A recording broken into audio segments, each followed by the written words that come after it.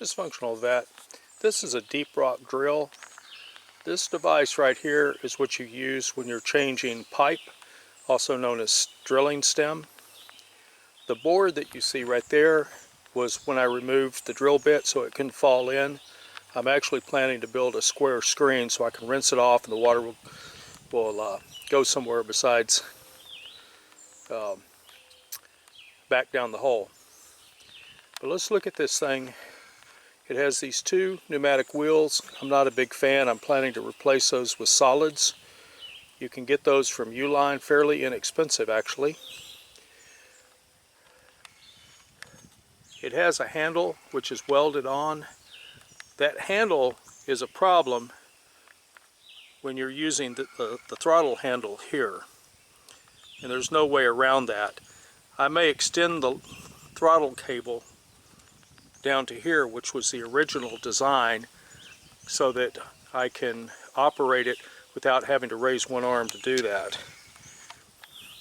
The drill head operates on these two pieces of pipe, this one and another one on the other side. It raises and lowers on that, and you use that crank that I just showed you. At the top they have two high quality pulleys which operate. It comes down, it goes into these saddle clamps, and then it's on a shackle. The drill head is a 5 horsepower. This piece right here I love. This is your swivel head, which allows the shaft to turn and drill, and the fluid coming in from here to circulate down and exit. Now I'm using a 1-inch feed line. Use what you have, right? This white cap that you see is to protect the caps, or protect the thread, when it's in a lowered position for moving. I am in the process of breaking this down, and I'll tell you what's happening. The other day, let me back this off. I'm in the process of breaking this down.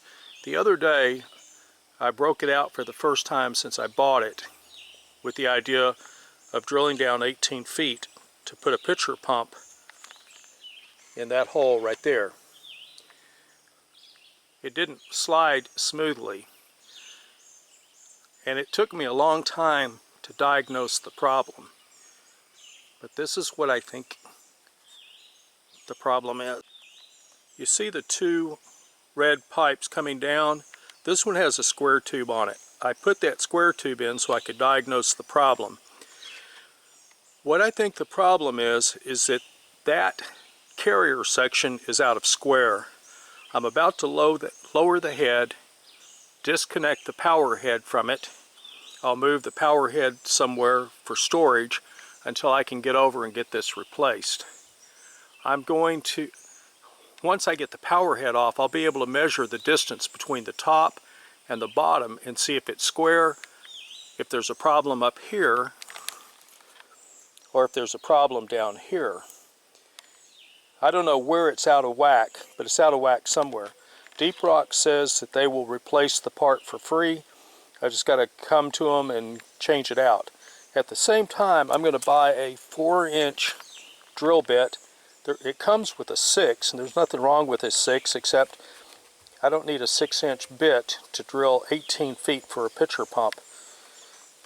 I have a 3-inch, but it will not fit on this drill, and I'm going to probably fix that at some point, but I don't know when I will. So for now, I'm just going to go get that 4-inch and finish drilling this out once I figure out why it's not square. With that said, I want to put a plug in for DeepRock.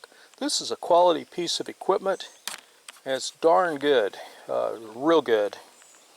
If it weren't for the problem with something being out of square, I would have already finished this project.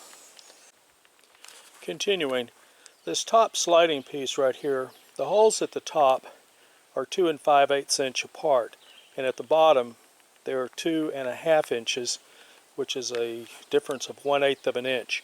But that's enough to keep it from sliding smoothly.